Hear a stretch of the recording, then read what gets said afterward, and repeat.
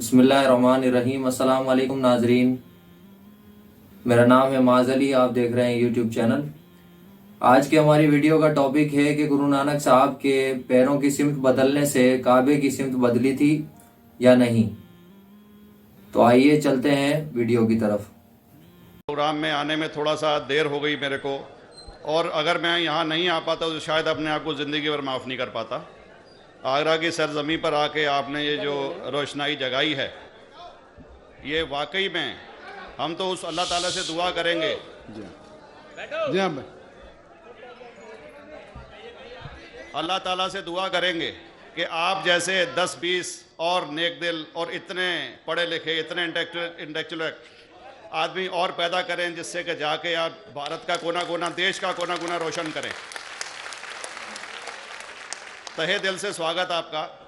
मेरा एक छोटा सा सवाल से पहले थोड़ा सा, एक हमारे भी गुरु ग्रंथ साहब के अंदर गुरु नानक साहब ने पूरी दुनिया का चक्कर लगाया, जिसके अंदर मक्का मदीना भी शामिल है।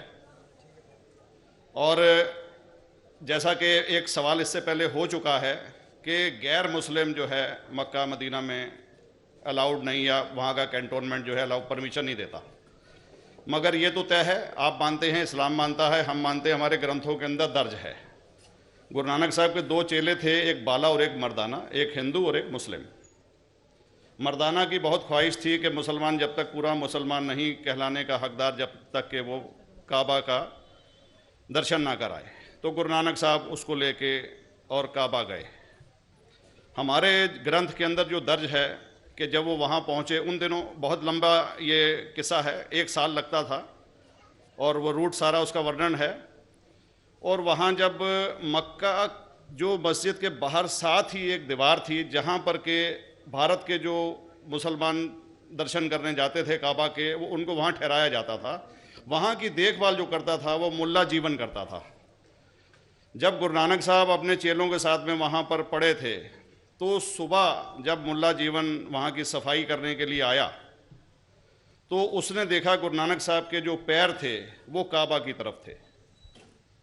वो गुस्से में चिल्लाया कि ये कौन काफिर है जो कि काबा की तरफ पैर करके पड़ा है, और उसने गुस्से के अंदर आके उनके पैरों को झटका दिया, दूसरी तरफ किया।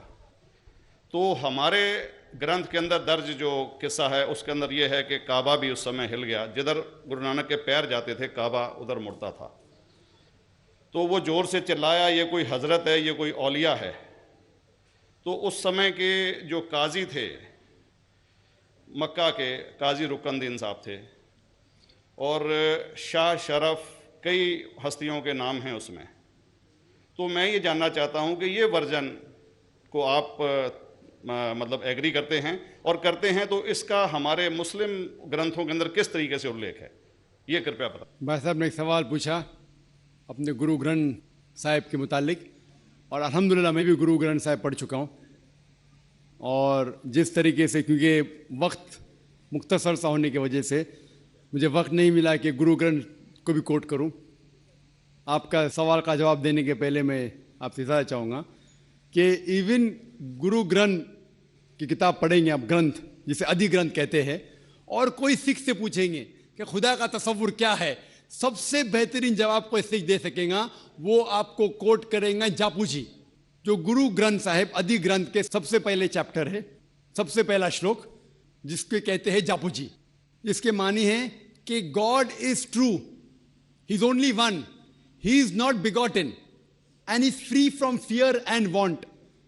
क्योंकि मैंने अंग्रेजी में पढ़ा हूं, इसलिए मैं अंग्रेजी में उसे कह रहा हूं कि खुदा एक ही है, वो हक है, और वो ना किसी को जना है ना किसी को जनेगा, और वो इमॉर्टल है, ना कभी मर सकता है।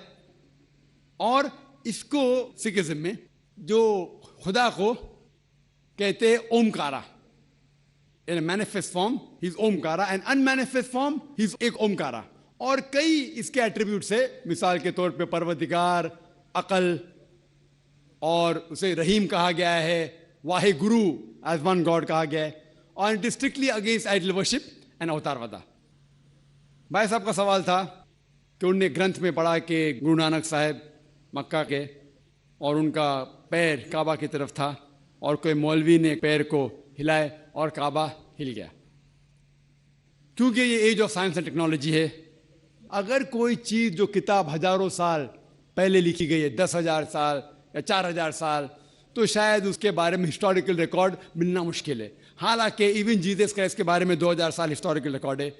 क्योंकि सिखिज्म जो एकदम नया मज़हब है, जितने मज़ाहिब के मुकाबले हिंदुस्तान में नया है, कुछ सैकड़ों साल पहले 15th सेंचुरी में, toward the end of the 15th century, Guru Nanak साहब जो पंजाब के थे, ये मज़हब तो कायम हुआ। हार्डली 400-500 या 400-500 साल। और अगर ये मान लो, सपोज मिसाल के तौर पे मान लो, मैं क्यों कह रहा हूं कि मैं नहीं चाहता हूं किसी को बुरा लगे, मान लो ये सच है, मान लो अगर 400-500 साल पहले अगर ये होता था कि काबा इधर से उधर हिल जाता था, तो हिस्टोरिकल रिकॉर्ड में बिल्कुल लिखा होता था। और कई हिस्टोरिकल रिकॉर्ड में ये नहीं कि काबा हिला इधर उधर, कई हिस्टोरिकल रिकॉर्ड आप देखेंगे। हिस्ट्री इतनी अल्हम्दुलिल्लाह 800-900 साल पहले, 1000 साल पहले जो मुगल ने किए, बिल्कुल लिखा हुआ हिस्टोरिकल रिकॉर्ड में। तो ये कहना कि गुरु नानक साहब वहां गए और काबा हिल गया, ये बिल्कुल साइंस के खिलाफ है। क्योंकि साइंस में कोई भी रिकॉर्ड नहीं है, वहां के देश के रिकॉर्ड में कहीं भी नहीं कि काबा हिला। तो इसलिए हम कहते हैं कि हो सकता है ये गलती से किसने लिखा होगा न, कई किस्से कहानी। ये मैं तस्लीम करता हूं कि गुरु ग्रंथ साहिब में कई चीजें सही है, हक की बात है, लेकिन ये तस्लीम करना कि काबा हिल गया, ये बिल्कुल साइंस के भी खिलाफ है, साइंस के खिलाफ है। और इस्लाम में भी ये नहीं है। लेकिन ये कहना कि कोई गैर मुस्लिम जा सकता है, मुमकिन है, चुपके से कोई गया तो हो सकता है।